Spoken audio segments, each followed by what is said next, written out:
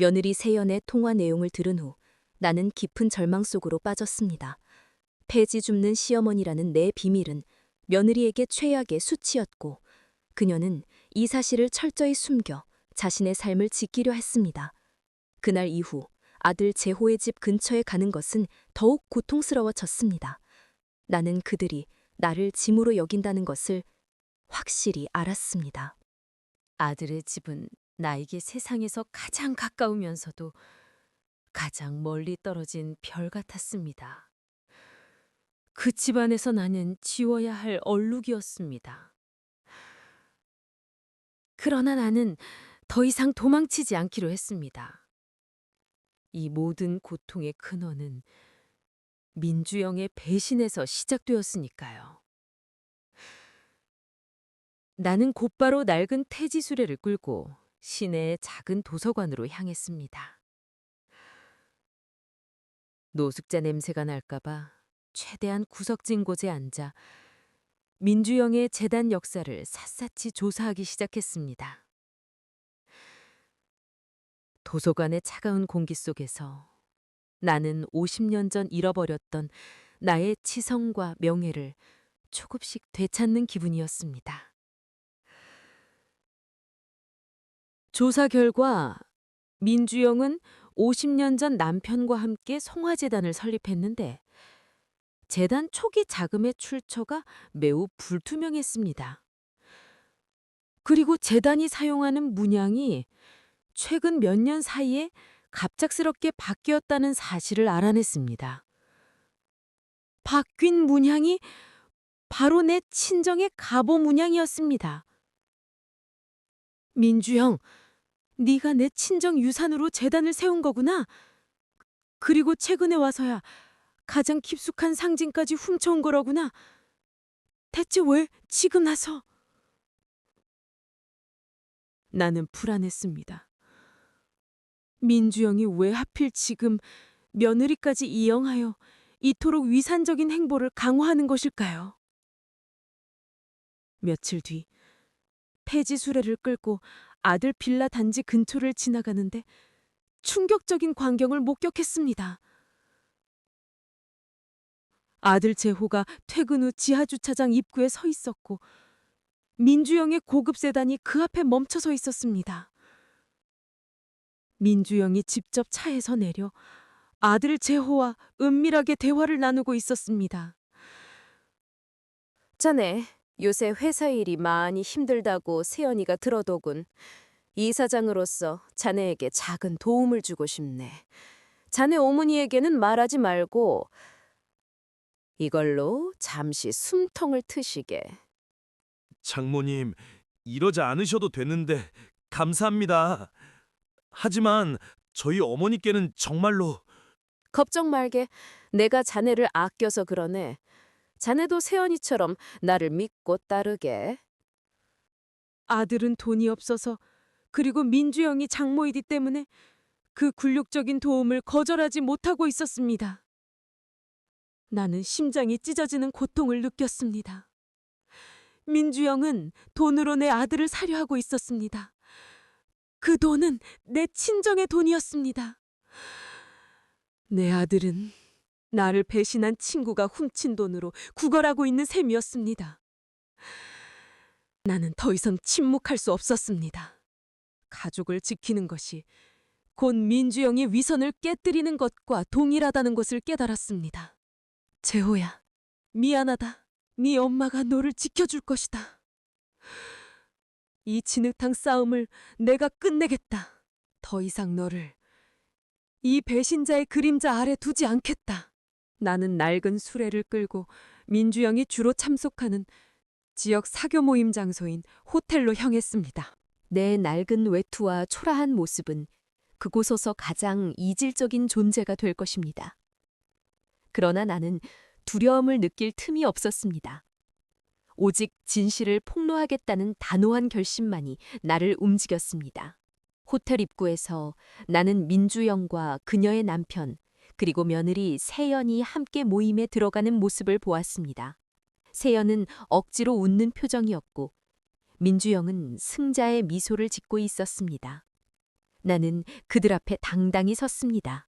낡은 수레와 호두나무 상자는 내가 가진 가장 강력한 무기였습니다. 나는 내 아들의 명예와 내 삶의 진실을 되찾기 위해 50년 만에 배신자의 눈을 마주하기로 결심했습니다. 그러나 나는 그 순간 민주영의 얼굴에 스쳐 지나간 찰나의 당황스러움을 놓치지 않았습니다. 그녀는 나를 향해 다가오려 했지만 곁에 있던 며느리 세연의 시선 때문에 애써 고개를 돌렸습니다. 그 짧은 순간의 망설임은 민주영 역시 50년 전의 진실이 드러날까 두려워하고 있다는 증거였습니다. 하지만 나는 그들 곁을 무심히 지나쳐 호텔 뒤편의 쓰레기 하치장으로 갔습니다. 초라한 노숙자 행색으로 호텔 로비에 머무는 것은 한계가 있었습니다. 내 손은 낡은 호두나무 상자 안쪽 뚜껑에 숨겨진 작은 열쇠를 만지작거리고 있었습니다. 나는 호텔 근처 공원을 지나다 낡은 벤치에 앉아 신문을 읽고 있던 한 노인에게 불쑥 말을 걸었습니다. 그는 낡았지만 깨끗한 정장을 입고 있었습니다. 할아버지, 혹시 이런 옛날 열쇠 어디 쓰는 건지 아십니까? 아주 오래된 금구 열쇠구만. 이건 보통 열쇠가 아니야. 대동은행 문양이 선명하게 박혀 있네. 50년 전에 사라진 은행의 특별 금구 열쇠일세. 아마 이 열쇠 주인이 이 은행에 아주 귀한 것을 맡겼겠지. 대동은행? 나는 충격에 휩싸였습니다. 대동은행은 50년 전 민주영에게 유산을 빼앗기기 직전 아버지가 나에게 마지막으로 유산 관련 서류를 복원했다고 말씀하셨던 그 은행이었습니다. 그 노인은 내가 배신자 민주영을 처단할 수 있는 가장 확실한 무기를 갖고 있다는 것을 알려준 뜻밖의 동반자였습니다. 나는 그 노인에게 내 긴 사연을 털어놓았습니다. 그는 놀랍게도 과거 이 지역에서 활동했던 전직 변호사였습니다. 그는 내 이야기를 듣고니 잃어버린 정의를 되찾겠다며 기꺼이 나를 돕겠다고 했습니다. 고립되었던 나에게 드디어 한 줄기 빛이 내린 것입니다. 한편 민주영의 집에서는 새로운 갈등이 싹트기 시작했습니다. 한편 며느리 오세연은 엄마가 시아버지 몰래 거액을 아들 재호에게 건넸다는 사실에 친정의 위선에 의문을 품기 시작했습니다. 세연은 엄마의 서재에서 우연히 강춘이라는 이름이 적힌 오래된 신문 기사를 발견했습니다. 강춘이, 이 이름은 재호 씨 어머니의 성함인데 왜 이 기사에 있지? 50년 전 고액의 유산 실종 사건과 강씨 집안의 몰락이라니. 우리 엄마가 이 기사를 왜 보관하고 있는 걸까? 기사와 함께 놓여 있던 송화재단의 초기 장부에는 초기 자금 출처가 출처 불명으로 기재되어 있었고 곧바로 엄청난 금액이 민주영 명의로 입금된 기록이 있었습니다. 설마 엄마가 재호 씨 어머니의 유산을 훔쳐서 이 재단을 세웠다고? 그래서 우리 집이 이렇게 부자가 된 거야? 며느리의 내면은 무너져 내렸습니다.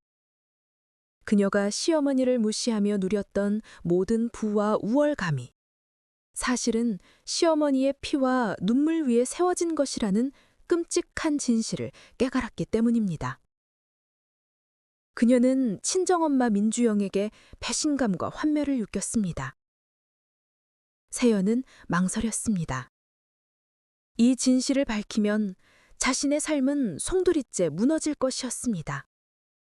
하지만 더 이상 민주영의 위선 속에서 숨쉬고 싶지 않았습니다.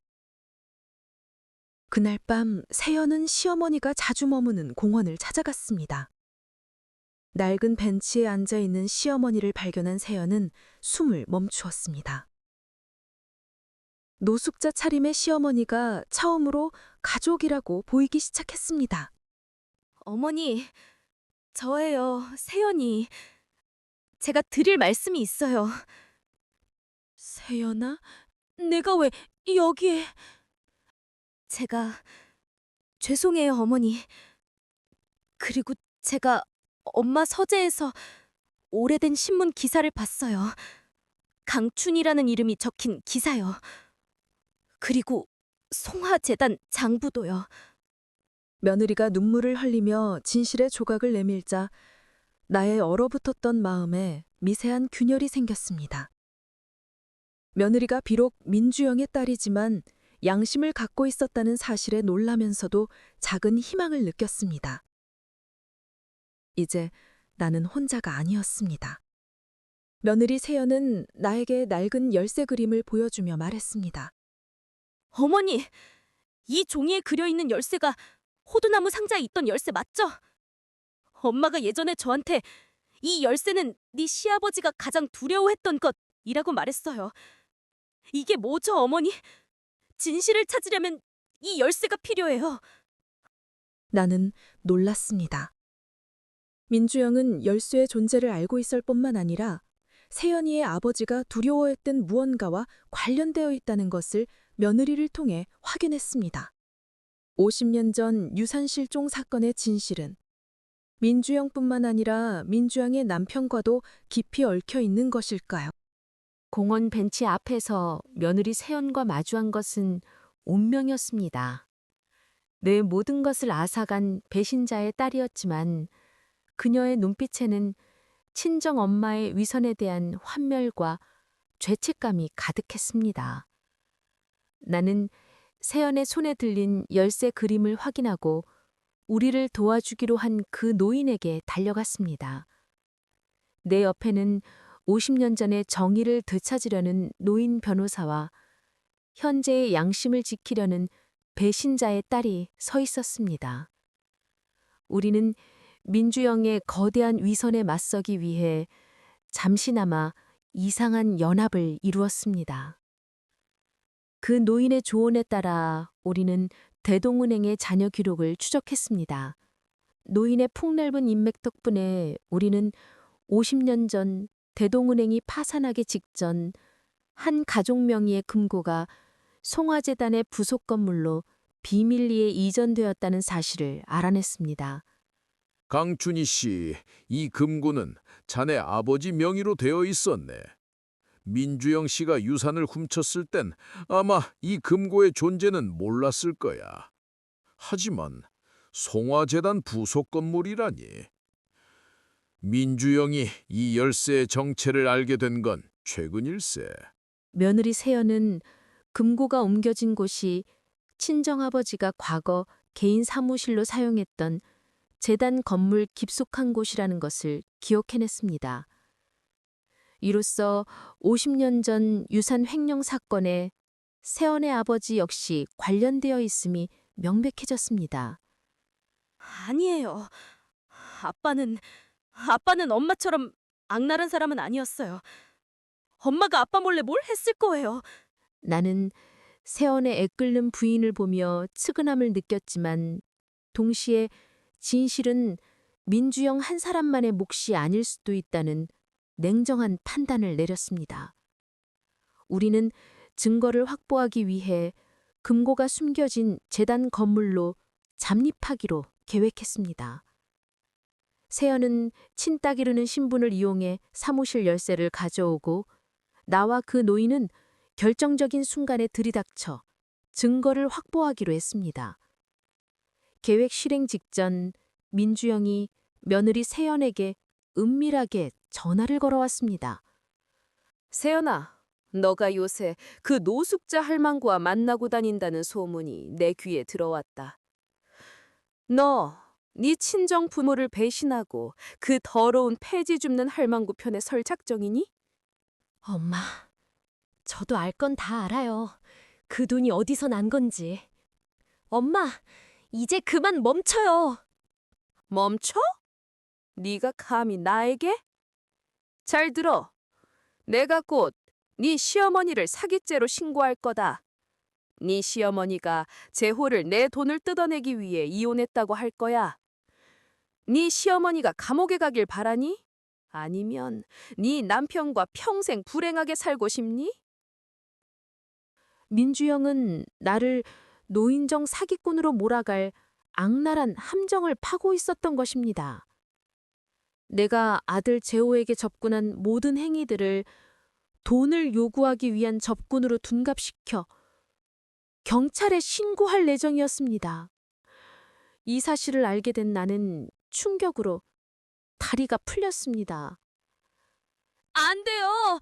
내 아들한테는 절대 짐이 되어서는 안 돼요. 내가 감옥에 가는 건 괜찮지만 내 아들을 불행하게 만들 수는 없어요.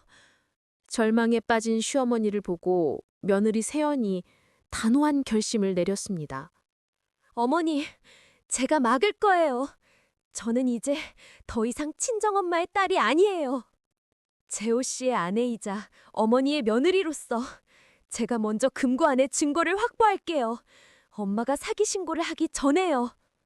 며느리가 친정과의 모든 연을 끊고 시어머니의 편에 서는 결정적인 전환점이었습니다.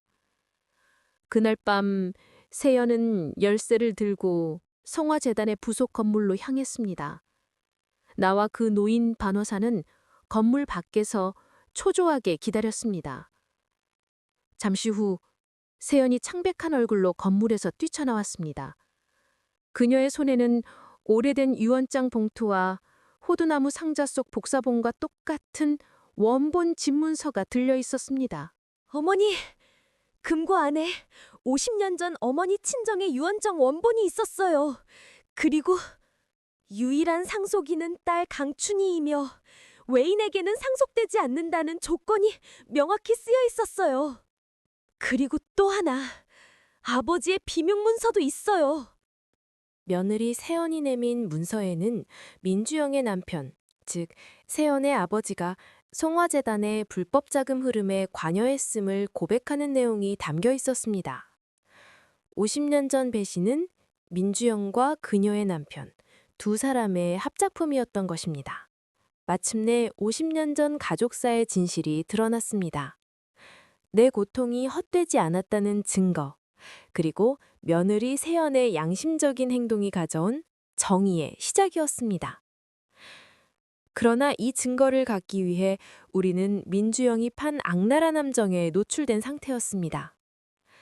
세연이 증거를 들고 나온 바로 그 순간, 건물 주변에 경찰차의 사이렌 소리가 울려 퍼지기 시작합니다. 민주영이 나를 사기죄로 신고했던 것입니다. 안 돼. 경찰이야. 세연아, 어서 이 문서를 가지고 도망가. 내가 증거를 지켜야 해. 세연은 망설였습니다. 엄마의 거짓 신고로 시어머니가 체포되는 순간이 눈앞에 닥쳤습니다. 세연은 시어머니를 외면하고 도망칠까요? 아니면 자신이 직접 경찰에게 이 증거를 제출할까요? 송화재단 부속 건물 앞에 경찰차 사이렌 소리가 울려 퍼졌습니다. 민주영은 내가 증거를 찾기 위해 잠입할 것을 예측하고 미리 사기죄로 신고했던 것입니다. 나는 공포에 질려 세연을 밀어냈습니다. 며느리 세연은 유언장 원본과 아버지의 비밀문서를 품에 안고 망설였습니다. 친정엄마의 악랄함에 치를 떨었지만 시어머니가 경찰에 잡히는 것을 눈앞에서 볼 수는 없었습니다. 그때 건물 쪽으로 달려오는 또 다른 인물이 있었습니다. 아들 이재호였습니다. 어머니! 세연아! 여기서 뭘 하는 거야?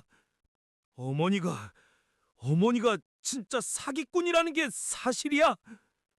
민주영은 며느리에게 전화를 건 후 아들 재호에게도 네 어머니가 나의 돈을 노리고 네 주변을 맴돌았다고 거짓 고발하여 현장으로 유인했던 것입니다.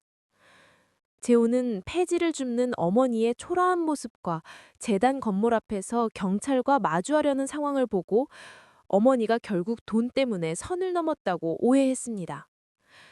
재호야, 아니야. 엄마 말 좀 들어봐. 엄마가 폐질에 줍는 건 맞아도 사기꾼은 아니야. 이제 그만하세요, 어머니. 제가 얼마나 당신 때문에 숨어 살았는지 알아요?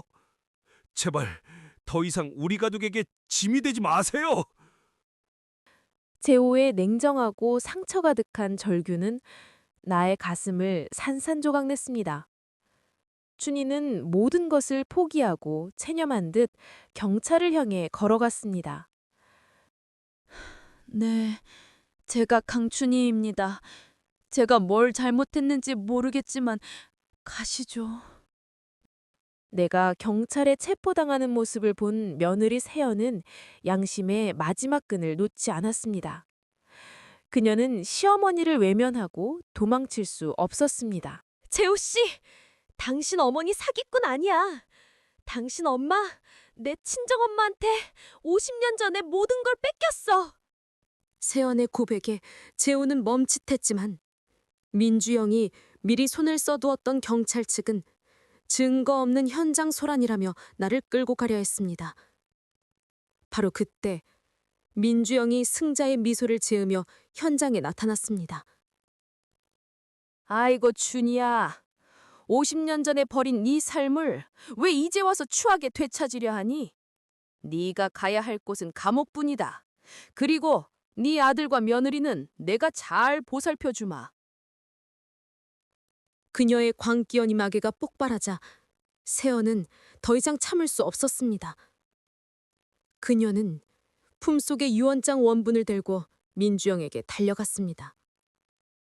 엄마, 이게 뭐예요? 어머니의 유언장 원본! 유일한 상속인은 딸 강춘희이며 외인에게는 상속되지 않는다고 명확히 쓰여 있잖아요. 엄마가 이 돈을 훔쳤고 내가 평생 누린 모든 것이 도둑줄이었다는 거 인정해. 세연의 폭로에 민주영은 얼굴이 하얗게 질렸습니다. 그녀는 세연의 손에서 문서를 빼앗으려 했고 그 순간 문서들이 바닥에 흩날렸습니다. 이 혼란 속에서 아들 재호는 바닥에 떨어진 유언장 원본과 어머니의 이름이 적힌 50년 전 신문 기사를 집어들었습니다. 기사에는 50년 전 거액의 유산 실종 사건과 강씨 집안의 몰락이라는 내용이 담겨 있었습니다. 어머니가 유상 상속자였다고? 이 모든 게 장모님 때문에. 재호는 모든 진실을 깨닫고 충격과 회한에 휩싸였습니다. 그는 달려가 어머니를 체포하려는 경찰들을 막아섰습니다. 이분을 체포하지 마십시오. 사기꾼은 저희 장모님입니다. 증거가 있습니다. 이 유언장이요. 재호의 절규와 유언장 원본이라는 명확한 증거에 경찰들은 혼란에 빠졌습니다. 인연이 네가 감히 네 엄마를 배신해? 네가 이걸 밝히면 네 남편 회사도 네 아이들도 너도 모두 무너질 거야. 네 아빠가 이 재단 자금으로 불법 비자금을 조성한 것까지 내가 터뜨릴 거야. 민주영은 최후의 발악을 하며 친딸과 사위를 향해 협박했지만 그녀의 광기는 극에 달했습니다. 그러나 그때 그 노인이 변호사에게 다가와 조용히 자신의 신분을 밝혔습니다. 저는 전직 변호사입니다. 이 모든 사건에 대한 증거를 확보하고 있습니다. 민주영 이사장의 사기 행각 및 횡령에 대한 수사를 즉시 시작해 주십시오. 나는 체포 직전에 풀려났고 민주영은 50년 전에 배신이 낳은 결과 앞에서 체포당하는 신세가 되었습니다. 재호는 어머니를 부둥켜 안고 참회의 눈물을 흘렸습니다.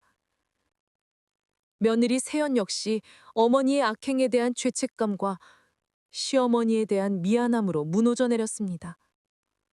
민주영, 나는 너를 용서하지 않을 것이다.